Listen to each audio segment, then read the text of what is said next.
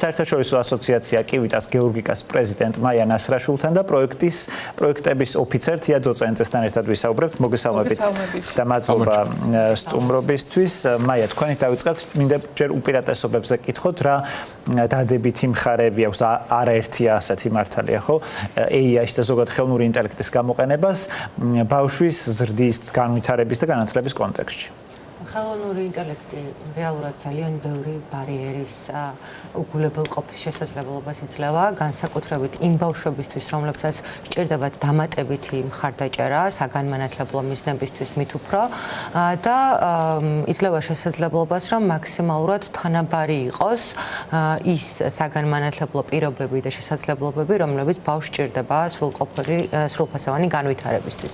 ამ პროცესში ძალიან მნიშვნელოვანია დავინახოთ თავარი პასუხისმგებელი, ესე ვთქვათ,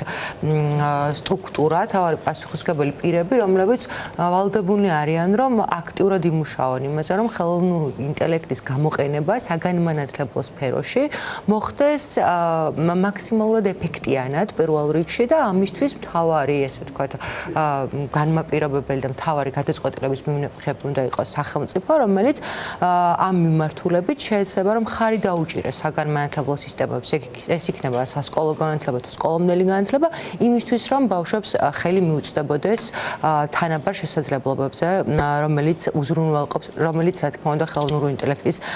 გზით უფრო მეტად ასოცირდება. თუმცა აქ ძალიან მნიშვნელოვანია მეორე ნაწილი რომელიც ეხება უშუალოდ უკვე იმ რისკებს რომლებიც შესაძლებელია რომ გავითვალისწინოთ, განსაზღვროთ და პირველ რიგში ეს რისკები შეიძლება იყოს დაკავშირებული აუცილებლად ბავშვის პირადი ინფორმაციის დაცულობასთან და სწორედ ამიტომაც არის, როდესაც ვსაუბრობთ ჩვენ ხელოვნური ინტელექტზე და ბავშვის უფლებებზე, აუცილებელია რომ ეს ორი მხარე, ეს ორი медали ერთის მხრივ შესაძლებლობების გაძლიერება ბავშვებისთვის და მეორეს მხრივ ის რისკები, აუცილებელია რომ ძალიან კარგად განსაზღვროთ და გავიაზროთ. რა არის ის რისკები, ძირითადი რისკები და გამოწვევები, რომლის წინაშეც დგება ბავშვი და მშობელი მათ შორის?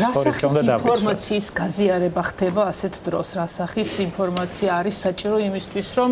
გაზიარდეს და ვთქვათ ბავშვმა ისარგებელი მიიღოს ხელოვნური ინტელექტი. მთავარი ნაწილი ამ შემთხვევაში არის ის, რომ ჩვენ რეალობას რა შევხედოთ, რა საქართველოში რა სიტუაციაც გვაქვს და ის საერთაშორისო სამართლებრივი აქტები, რომლებიც გვეუბნება, რომ აი ხელოვნური ინტელექტს, ვთქვათ, და ბავშვის უფლებების ნაწილში კონფიდენციალურობა შეიძლება დაირღვეს და ამისთვის მთელ რიგ დიდ კომპანიებს აკისრებენ პასუხისმგებლობებს. ჩვენს რეალობაში რო გადმოვიდეთ და ცოტა ისე ვფიქრობდით, როდესაც ამ თემაზე ჩვენმა ორგანიზაციამ დაიწყო მუშაობა, ვფიქრობდით, რამდენად რელევანტური იქნებოდა და რატომ გაგვიჩნდა ეს კითხვა. პირველ რიგში, იმიტომ რომ როდესაც საუბრობთ ჩვენ სკოლამდელ განათლებაზე, ან სასკოლო განათლებაზე, ტექნოლოგიებთან ხელმისაწვდომობა და ზოგადად წიგნიერება ამ თვალსაზრისით არ მხოლოდ თქვათ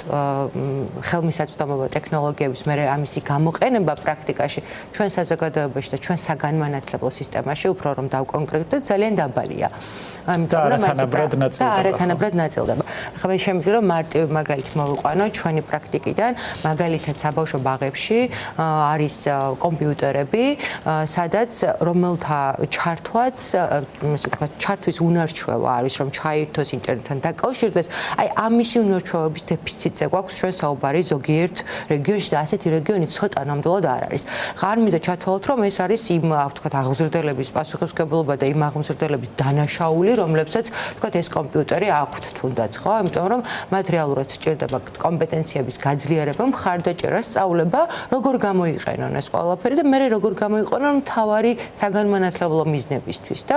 პრაქტიკაში როგორ გააუმჯობესონ ბავშვის განათლებაზე ხელმისაწვდომობა. და როდესაც ამ თემაზე ვსაუბრობთ, ჩვენ შემთხვევაში ჩვენი განვითარების მქონე ქვეყნებისთვის ის რისკები კიდევ უფრო მეტად მაღალია, რომელიც შეიძლება ხელოვნური ინტელექტის თვალსაზრისით ბავშვის უფლებების მხრივ წარმოიშოს. და პირველი ეს არის, რა თქმა უნდა, კონფიდენციალურობის დაცვის რისკი, იმიტომ რომ ამ შემთხვევაში ხშირად არის ხოლმე, რომ ისედაც ძალიან უჭირს საგანმანათლებლო სექტორს დღეს კონფიდენციალურობის და ზოგადად პირადი ინფორმაციის დაცვის საკითხზე ძალიან ისეთი მოვიკოჭრებთ ამ თვალს თვალსაზრისით და მეორეს მხრივ გარდა კონფიდენციალურობის დაცვისა ბავშვის უფლებების დარღვევა, მისი გამოსახულების გამოყენება და ეს ყველაფერი, რომელიც შეიძლება ძალიან ნეგატიურ შედეგებს ახდენდეს სამომავლოდ ბავშვის განვითარებაზე და მის უსაფრთხოებაზე, რა თქმა უნდა, ესეც გასათვალისწინებელია. და თეა თქვენ კითხავთ, თუ შეიძლება ინტელექტუალური რესურსის საზიანოდ გამოყენებაც მოხდეს ხელოვნური ინტელექტის ბაზებზე დაყრდნობით, ანუ არა მხოლოდ კონფიდენციალურობის ნაწილში, არამედ შესაძლებლობების ნაწილშიც. გულისხმობს სპეციალური შესაძლებლობის მქონე ბავშვების კონტექსტში ამ შემთხვევაში კონკრეტულად. დიახ, ერთ-ერთი მთავარი მოთხოვნა ზოგადად ხელოვნური ინტელექტის განვითარების დროს არის თანასწორობა. ანუ დისკრიმინაციის შეზღუდვა, აკრძალვა, ესე რომ ვთქვა და ეს ორმხრივი არის. პირველი, რაც უკვე მაიამ ახსენა, ეს არის ხელმისაწვდომობა ციფრულ ტექნოლოგიებზე, ელემენტარულად ის რომ ინტერნეტი იყოს, გაჯეტი იყოს და გამოყენების შესაძლებლობა იყოს სკოლებშიც და ბაღებშიც. და მეორეს მხრივ, როდესაც საუბარია, როდესაც ვთქვათ ხელოვნური ინტელექტის თვითონ განვითარება ხდება,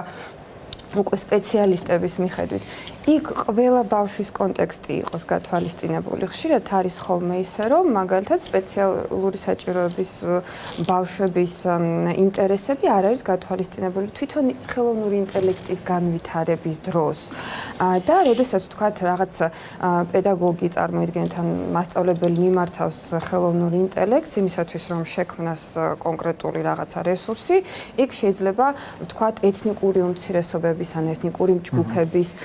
საჭიროებები არ იყოს გათვალისწინებული. თუმცა რა არის გათვალისწინებული?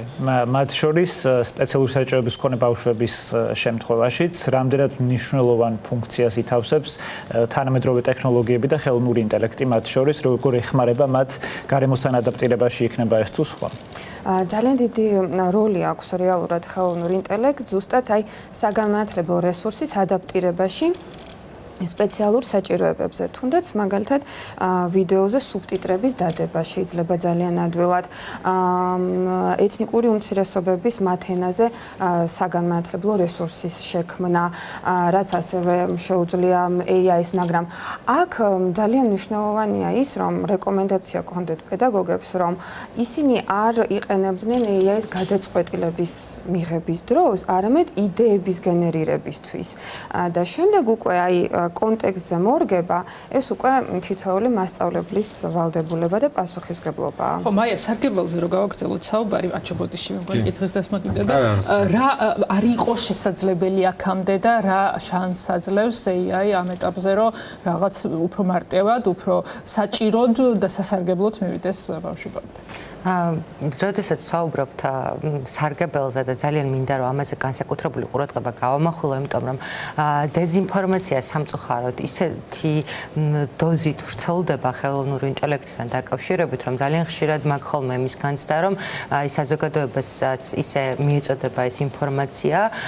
ხელოვნური ინტელექტის დადებით მხარეებთან დაკავშირებით, რომ თითქოს აი რაღაცა, არ ვიცი, არ მინდა რომ ეს დეზინფორმაციული მოსაზრებები გავაჟღერო პირიქით, ანუ რეალურად თავარი შესაძლებლობა, რაც ძალიან პრაქტიკულად აი ყოველდღიურ ცხოვრებაში რა ავიღოთ, მაგალითად თუ კი ყავს ბაღს ან ჯგუფში არის საბავშვო ბაღში, ან თუნდაც სკოლაში საგანმანათლებლო საჭიროების ან სპეციალურ საჭიროების მქონე ბავშვი, რომელსაც აქვს განსხვავებული ტიპის ინდივიდუალური შეზღუდვა. შეიძლება იყოს ეს ინდივიდუალური შეზღუდვა მაგალითად სმენასთან დაკავშირებით, მეტყველებასთან დაკავშირებით, საგანმანათლებლო პროცესის ადაპტირება იმდენად მარტივი ხდება მასწავლებლისთვის და ეს შესაძლებლობები იმდენად ასე ვთქვათ არ მოითხოვს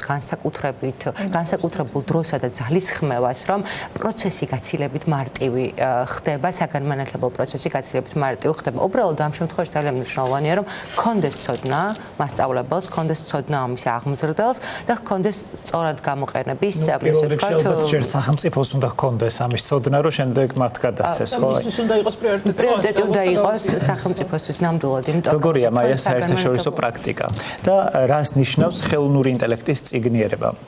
ხელოვნური ინტელექტის ციგნიერება ზუსტად აი ის უნარებია, რომელზეც ჩვენ ახლა ამ დროის განმავლობაში ვსაუბრობთ, ერთის მხრივ როგორ გამოვიყენოთ ის სასარგებლოდ და მეორეს მხრივ როგორ დავიცვათ როგორც საკუთარი თავი, ასევე ბავშვები ბუნებრივია გარკვეული ზიანისგან. ეს არის ციგნიერება სახელმწიფო. აი ამ სახელმწიფოს საერთაშორისო პრაქტიკა თუ ამაღნიშნა, რაც ეკამაღნიშნა პირველ რიგში საერთაშორისო დონეზე, რაც ხდება, რომ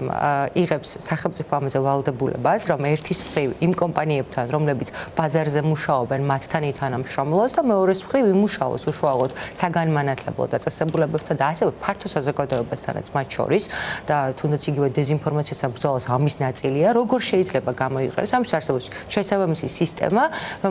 რომელსაც ნერგავს სახელმწიფოს განათლების სამინისტროს გზით და ამგვარად ხდება საგანმანათლებლო სისტემის ადაპტაცია, გაუმჯობესება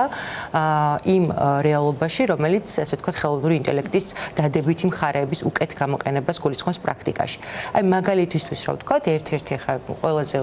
არ შევედარებ მაინც და მაინც ისეთ ქვეყნებს როგორც ვთქვათ სკანდინავიის ქვეყნებია, თუმცა ერთ-ერთი მაგალითი რაც შეიძლება ვთქვათ არის ის, რომ ძირითადად თავარი პირველი ნაბიჯი არის ერთის მხრივ პოლიტიკის შემუშავება და მერე საგანმანათლებლო პერსონალის გაძლიერება. რომ აი ჩვენ რაც დღეს გვჭირს თუნდაც საგანმანათლებლო დონეზე, რომ მასწავლებლებისთვის და აღმზრდელებისთვის არ არის ფიზიკურად ხელმისაწვდომი და როგორც ფიზიკურად აი ეს ხელშესახება ტექნოლოგია არ არის ხელმისაწვდომი, კომპიუტერი არ აქვს რომ თქვათ ჩართოს, ამის შემდეგ ის მთავარი უნარებია, იმიტომ რომ კომპიუტერის ქონა საგანმანათლებლო დაწესებულებაში ჩვენ არ გვაძლევს იმის დასკვნის შესაძლებლობას, რომ აუცილებლად გამოიყენებს ამას მასწავლებელი, ან თუ გამოიყენებს, როგორი დანიშნულებით და მიმართულებით გამოიყენებს. ეს არის მთელი პოლიტიკა. თქვენ კითხავთ, თავად სახელმწიფოს თუ აქვს მზაობა ამ ყველაფერთან მიმართებაში, თან გასათვალისწინებელია ისიც, რომ ბავშვები, რომლებსაც წამალი ჭირდებათ, დიუშენს გულისხმობ, წამოს ვერ იღებენ და სავარაუდოდ თანამედროვე ტექნოლოგიებზე მით უფრო არ ფიქრობს. თუმცა სახელმწიფო და ბავშვების მედია ციგნიერების, არ მედია ციგნიერების, კი ზოგადად ციგნიერების ნაწილში ტექნოლოგიურ სიახლეებს ნაკლებად სთავაზობს. თუმცა ერთსაც დავამატებ, არაფერი განსაკუთრებული რესურსი ამას არ სჭირდება, ხო, რამდენად მარტივია ის, რომ სურვილი შემთხვევაში ეს განახორციელოს და ეს მიმართულება განავითაროს რეგიონებშიც და ქალაქებში. ნამდვილად. აი დიუშენის სინდრომის მქონე ბავშვები ახსენეთ და წამალი მათთვის ორივე ამ საკითხს აერთიანებს ბავშვის უფლებები. ერთის მხრივ გვაქვს სიცოცხლის და ჯანმრთელობის უფლება, რომლის უზრუნველყოფის ვალდებულებაც აქვს სახელმწიფოს უდაოდ და არანაირი ამას კითხვის ნიშნები აქ არ არსებობს და მეორეს მხრივ, რა თქმა უნდა, განათლებაზე და ინფორმაციაზე ხელმისაწვდომობის უფლება, როცა ვსაუბრობთ ინფორმაციულ ტექნოლოგიებზე და აქ რომ დავიწყოთ აი ძალიან ბაზისურ დონეზე, არ იფიქროთ, რომ ბაღებში და სკოლებში ინტერნეტთან და კომპიუტერებთან ხელმისაწვდომობა 100%-ით უზრუნველყოფილია. პირიქით, უზარმაზარი უფსკრული არსებობს. პირდაპირ შემიძლია გითხრათ, რომ ბაღების უმეტესობაში არ არის კომპიუტერები და ეხლა მიმდინარეობს ამაზე მუშაობა, თუმცა ძალიან დროში არის გახანგრძლივებული. თუ კომპიუტერია და თუ ინტერნეტია, ძალიან ხშირად არის ელემენტარულად შუქის პრობლემები რეგიონებში, როდესაც ძალიან ბევრჯერ გქონია შემთხვევა, რომ აი ტრენინგი გვაქვს ონლაინ და იცი რა ვერ შემოდი, ვარ შეხვედრაზე ან ტრენინგი, იმიტომ რომ შუქი არ არის. ანუ ინტერნეტი თუ მაქვს, შეიძლება კომპიუტერი არ მქონდეს, თუ კომპიუტერი მაქვს, შეიძლება შუქი არ მქონდეს. თუ შუქი არ გაქვს, არც ინტერნეტი გაქვს, არც კომპიუტერი. შესაბამისად. ამიტომ რა თქმა უნდა სახელმწიფოს ვალდებულება პირველ რიგში რომ ტექნიკურად იყოს უზრუნველყოფილი საგანმანათლებლო დაწესებულება 21 საუკუნეში ისეთ რაღაცაზე ვსაუბრობ, რომ საერთოდ კონტექსტიდან არის ამოვარდნილი და მეორე არის ის, რომ რა თქმა უნდა სახელმწიფოს ასევე აქვს ვალდებულება გადამზადებაში. აი ამ ეპოქაში, ინფორმაციულ ეპოქაში, რომ მედია ციგნიერებაზე ელემენტარული ცოდნა არ კონდეს აღზრდელს, რომელიც თამაშის ფორმით გადასცემს ამ ცოდნას, ხო, თავის აღსაზრდელს და ასევე ვერ იყენებდეს ელემენტარულად ამ AI-ს და ამდენ სიკეთეს იმისათვის, რომ ადაპტირება მოახდინოს თავის საგანმანათლებლო პროცესის და ვერც კი არჩევდეს ხშირად AI-ის კონტენტს რეალური კონტენტის. აი, ეკაბოდიში სიკეთე ახსენეთ და ამაზე მინდა რომ მაიას ვკითხო, თავად მასწავლებლებისთვის და პედაგოგებისთვის რა სიკეთეებს თავაზობს AI და ეს თანამედროვე ტექნოლოგიები, რამდენად უმარტივებს სწავლებას პროცესს მათ შორის და რამდენად ბევრად მარტივი ხდება ხა ეს ძალიან ისეთი ვისაც ერთხელ მაინც გამოუყენებია ჩვენ ხშირად ვაკეთებთ ხოლმე ასეთ სესიებს ბუნებრივია იცით რომ ჩვენ როგორც ორგანიზაცია არასამთავრობო ორგანიზაცია ვართ და ახლა რესურსის დეფიციტი გვაქვს ბოლო დროინდელი მდგომარეობიდან გამომდინარე ქვეყანაში თუმცა ვცდილობთ რომ მოხალისეობრივად მათ შორის ის ექსპერტები ის ადამიანები რომლებიც მუდამ მზად არიან რომ ასე ვთქვათ საგანმანათლებლო სფეროში ჩადონ საკუთარი პირადი რესურსი დრო გამოყონ და დაეხმარონ მასწავლებლები იქნებიან ესენი თუ ბაღის აღმზრდელები იმაში რომ მათი ცოდნა გაუმჯობესდეს ასეთი ადამიანები საბედნიეროდ საქართველოში ბევრნი არიან და აი როდესაც ჩვენ ვცდილობთ ხოლმე რომ აი რაღაცნაირად მცირე სესია ჩავატაროთ თუნდაც რა სარგებელიშე რაში შეიძლება რომ გამოიყენოს თქვა როგორ შეიძლება რომ გაუმჯობესოს თავისი გადაცემის უნარი თუნდაც იგივე დაწყებული ტექნოლოგიურად ასევე შინაარსობრივი თვალსაზრისით ეს უამრავი ახალი შესაძლებლობა ახალი ცოდნა რა თქმა უნდა ეს უკავშირდება მათ შორის აინასაც და რადგანაც ასე ვთქვათ მეც ახსენეთ მინდოდა რომ მეც კიდევ ერთხელ გამომეხატა იმიტომ რომ სოლიდარობა ადვიშენის დაავადების მქონე ბავშვებისთვის პირველ რიგში იმიტომ რომ ხშირად ამბობენ ხოლმე რომ მშობლები ითხოვენ წამალსო რეალურად ეს ის შემთხვევა როდესაც თავად ბავშვები ითხოვენ წამალს და ჩვენ არაერთი ვთქვათ ვიდეოც ნახეთ არაერთი სატელევიზიო ეთერიც სადაც აი თქვენაირმა მედიამ დაუთმო დრო და შესაძლებლობა მისცათ ბავშვებს და მათ შორის შემდეგ უკვე მშობლებსაც და ოჯახის წევრებსაც იმისი შესაძლებლობა რომ მოითხოვონ წამალი და კიდევ ერთხელ მინდა რომ სოლიდარობა გამოვხატო ამ თვალსაზრისითაც აი აქედან ჩვენც მე და თიაც მათ შევერთდებით კანცელარიასთან იმიტომ რომ 24 საათიანი პროტესტი აქვს მშობლებს. მაია 21 საუკუნეში რა მნიშვნელობის მატარებელია და რა მხელა პრობლემაა რომ სკოლამდელ დაწესებულებებში ბავშვს შეიძლება მართლა კომპიუტერთან შეხების შესაძლებლობა არ ქონდეს იმიტომ რომ სახლში შეიძლება ამის შესაძლებლობა არ აქვს მაგრამ ეს არის უნარები რომლებიც რა ვიცი ძალიან პატარა ასაკიდან იმუშავებენ ბავშვები და სწორად ამ ყველაფრის გამოყენებას და სწორად ამ ყველაფერთან ჭდომის შესაძლებლობას და აი რა შედეგია ეს ყველაფერი საერთოდ ჯამში ქვეყნისთვის რომ ასეთი მართლა ამაზე ვსაუბრობთ დღეს რომ ის კი არა რომ რაღაც პროგრამებზე ქონდათ სწორმა რომ კომპიუტერის ჩართვის შესაძლებლობა არ არსებობს ძალიან შორეულ პერსპექტივაში მე არ მინდა რომ ჩამოთვალო რაღაცა სხვადასხვა კვლევები პიცას კვლევა იქნება თუ სხვადასხვა კვლევა რომელიც შემდეგ განათლების სისტემაში ტარდება ხოლმე სადაც როგორც წესი ძალიან ბოლო ადგილზე ვართ და ამაზე გული მწყდება ზუსტად იმიტომ რომ ერთ-ერთი თუნდაც იგივე ჩვენი ბაღ და ჩვენ სკოლა და ჩვენს უნივერსიტეტი გამომული ბავშვი ვერ უწევს კონკურენციას საერთაშორისო დონეზე ვერცერთ სხვა ვერ საქმდება და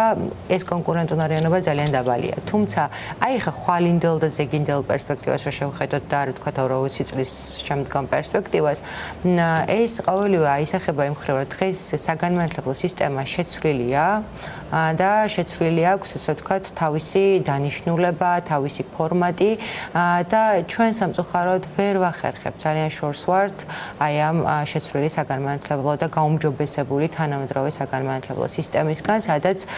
ბავშვებს ეს შესაძლებლობები ნამდვილად ჩვენს რეალობაში შეზღუდული აქვს და მინდოდა რომ აი აქ სანამ შემოვიდოდით ერთ-ერთი მაგალითი, რომელიც გავრცელდა და რომელსაც ალბათ თიასაც ენდომება კომენტარის გაკეთება, აი ქობულეთის მუნიციპალიტეტში გუშინ გავრცელდა ინფორმაცია, რომ ბაღის აღმზრდელებს ჩამოერთვათ ტელეფონები საბავშვო ბაღში და ჩამოერთვათ ტელეფონებზე წდომა და ნუ ჩემი პირველი რეაქცია იყო ის, რომ ძალიანაც კარგი, ნუ რა თქმა უნდა ეს ცოტა უტრირებ, თუმცა ძალიანაც კარგი, იმიტომ რომ ხშირად ახლა როდესაც ჩვენ შევდივართ ხოლმე ჯგუფებში და გვაქვს ამის შესაძლებლობა რომ უშუალოდ ბაღის სივრცეში ვიყოთ, თქვათ ვხედავთ არაერთხელ ეს ყველა აღმზრდელს არ ეხება, თუმცა ვხედავთ ძალიან ხშირად რომ ანუ ეს ტელეფონის სკროლვა, ნუ სოციალური ქსელის სკროლვა საგანმანათლებლო პროცესის პარალელური პროცესია ხოლმე, თუმცა რა თქმა უნდა ამ შემთხვევაში ძალიან მნიშვნელოვანია ის რომ ვთქვათ ბაღის თუ გაერთიანების გადაწყვეტილება ის იმაზე რომ აი მოდი ავკრძალოთ რაც ხშირად ხდება ხოლმე როდესაც რაღაცას თავს ვერ ვართმევთ ჩვენ საგანმანათლებლო სექტორი იქნება თუ სხვა სექტორი იქნება და თავის ვერ გართმევის ფონზე ვამბობთ რომ იცით რა არის რადგანაც ვთქვათ ვერ ვაკონტროლებთ იმას რომ აღმზრდელებმა არ სკროლონ ტელეფონი პირობითად მოდი ავკრძალოთ თუმცა ამ შემთხვევაში აქ უკვე ის ნაწილიც არის რომ ანუ რეალური გამოსავალი ამ შემთხვევაში რა უნდა იყოს ის რომ პირიქით ანუ აღმზრდელებმა არ სკროლონ იმის ხარჯზე რომ მათ კონდეთ ასე ვთქვათ ამაღლებული ცნობიერება განვითარებული უნარები იმისთვის რომ აი ტელეფონზე ვთქვათ სოციალური ქსელის სკროლვის ნაცვლად რა სარგებელი შეიძლება მოიტანონ აი ამ თუნდაც ერთი პატარა, ძალიან პატარა ხელსაწყოთი საგანმანათლებლო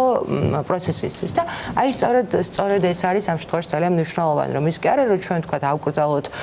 საბავშვო ბაღში თუ სკოლაში ტელეფონი ან რა ვიცი ნებისმიერი გაჯეტი, არამედ ის რომ ჩვენ ხელი უნდა შევუწყოთ და ჩვენში ამ შემთხვევაში გულისხმობ სახელმწიფოს და არა თქვა ნებისმიერ სხვა ადამიანს, ჩვენ ხელი უნდა შევუწყოთ იმ პროცესს, რომ აი ეს რესურსი, რომელსაც ინტერნეტი იძლევა, რომელსაც თქვა იგივე AI იძლევა, აი ეს რესურსი იყოს წარმართული ბავშვის განვითარებისა და განათლებისთვის. თქვენ თავიდან ახსენეთ საუბარში უსაფრთხოება. ამაზე მინდა გავამახვილოთ ყურადღება, რომ არ დარჩეს იქ საუბრის დასწრებში, იმიტომ რომ ძალიან საინტერესო საკითხია, ჩვენ ვიცით, რომ თანამედროვეობაში ამ შემთხვევაში უსაზღვრო მასშტაბით ალბათ მართლა უსაზღვრო და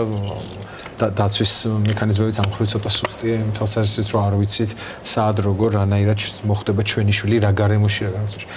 რა თავდები რისკები ახლავს ხელოვნურ ინტელექტს, როცა ამაზე ვსაუბრობთ? რასთან უნდა ვიყოთ ყურადღებით? ანუ სარგებელთან ერთად საყურადღებო რა გვაქვს, როცა ბავშვებზე ვლაპარაკობთ და მით უფრო შეიძლება შესაძლოა თქვენ ბავშვები. ყველაზე მეტად რაც გვხდება ეს რისკები, რომელიც ახლავს ხელოვნურ ინტელექტს, ეს არის რამდენიმე თემა, ესე რომ ვთქვათ. პირველი ეს არის პერსონალური მონაცემების არაკანონიერი და არამიზნობრივი დამუშავება. მეორე ეს არის მანიპულაციური კონტენტის შექმნა, მაგალითად, არ ვიცი, აი ხელოვნური ინტელექტი რომ ფოტოებს ქმნის და ხშირად არის ესეთი შემთხვევები, მე ეს ფოტოები ვრცელდება და ადამიანები მართლა ვერ არჩევენ ეს ნამდვილია თუ არა. და მესამე ეს არის დეზინფორმაცია, რომლის ასევე რისი კონტენტიც ასევე იქნება ხოლმე ხშირად ხელოვნური ინტელექტის გამოყენების გზით. აი ეს სამი მიმართულება არის მთავარი და აქ პირველ რიგში აი როდესაც საუბრობთ ზოგადად მედია წიგნიერებაზე და თუნდაც პერსონალური მონაცემების გამოყენებაზე, აქ ძალიან ფრთხილად უნდა მოვეკიდოთ ბავშვის შესახებ მონაცემებს, როდესაც თქვათ ვიყენებთ ხელოვნურ ინტელექტს, არ უნდა მიუთითოთ ნამდვილი სახელი, მით უფრო საცხოვრებელი ადგილი, არც ნამდვილი თქვათ სკოლა, სადაც სწავლობს, ან ბაღი, სადაც დადის, არამედ ვთქვათ სიტყვაზე შეიძლება რომ გამოგონილი პერსონაჟის მონაცემები შევიყვანოთ, ისე რომ არც ვახსენოთ ნამდვილი ბავშვი, კოდირება მოვახდინოთ. ან კოდირება მოვახდინოთ. მეორე რაც ვახსენე, ეს არის მანიპულაციური კონტენტი და დეზინფორმაცია, რაც ასევე მედია წიგნიერებასთან არის დაკავშირებული და ადრეული ასაკიდან ვითარდება. ოღონდ ამისთვის არ არის აუცილებელი, რომ ბავშვი დასვა კომპიუტერთან და ამეცადინო. არა, პირველ რიგში ეს ვითარდება კრიტიკული აზროვნების განვითარებით. იმისათვის, რომ პირველ რიგში შენ შეძლო დასვა შეკითხვა კონტენტთან მიმართებით, რომ ეს ნამდვილია თუ არ არის ნამდვილი, ეს სიმართლეა თუ არ არის სიმართლე და სანდო წყაროებზე წვდომა ისწავლო იმისათვის, რომ ეს ინფორმაცია გადაამოწმო. რომ წარმოვიდგინოთ და ავიღოთ სასწორი და ორი პირა და AI და ბავშვის უფლებები, სიკეთეები და ის რისკები, რომელსაც შეიცავს, რომელი გადაწყვეტის? ჩემი აზრით სიკეთეები გადაწყვეტის. ეს სწავლებადია ეს ყველაფერი. უბრალოდ საუბარია იმაზე, რამდენად აქვს მზაობა სახელმწიფოს, რომ უზრუნველყოს უსაფრთხო და შესაბამისი გარემო, იმისათვის, რომ პედაგოგებმაც ისწავლონ და შემდეგ უკვე ბავშვებმა, რამდენად არის მიმღებლობა თუნდაც იგივე პედაგოგების მხრიდან, იმიტომ რომ ხშირად ვხედავთ გაუცხოებას. არის ეს პრობლემა, მიმღებლობის პრობლემა თქვენი გამოცდილებით და კომუნიკაციით პედაგოგებთან, ანუ რა უქმნით ძირითად ბარიერებს, თქვა. შეიძლება ის რომ უბრალოდ არ ქონდათ შესაძლებლობა, რომ გაცნობოდნენ და გონიათ, რომ რთულია ეს ყველა. იმიტომ რომ არ იყო თუნდაც ეს რომ არ დაეხმარა არავინ იმისთვის რომ ეს უნარები განავითარებინა. კი, რა თქმა უნდა ეს არის მიზეზი, რატომაც ხდება ეს გაუცხოება, მაგრამ აქ ორი საკითხი არის ძირითადი, ხშირად გონიათ ხოლმე პედაგოგებს რომ აი ხელოვნური ინტელექტი მომავალში ჩაანაცვლებს მასწავლებელს და ხო რობოტებმა გინდათ რომ გასწავლონ და არა რა თქმა უნდა პირიქით საერთაშორისო მიდგომა არის ის რომ ხელოვნურმა ინტელექტმა არ უნდა ჩაანაცვლოს ნამდვილი მასწავლებელი და როგორც უკვე აღვნიშნე, გადაწყვეტილების მისაღებად არ უნდა იყოს გამოყენებული არამედ იდეების განვითარებისთვის, უფრო სწრაფად რესურსების გენერირებისთვის და ასე შემდეგ. და მეორეს მხრივ არის შიში, რომ აი კრიტიკული აზროვნება აღარ გექნება, რომ თქვენ თვითონ ამას რომ არ აკეთებთ და ეს ხელოვნური ინტელექტი აკეთებს ამას,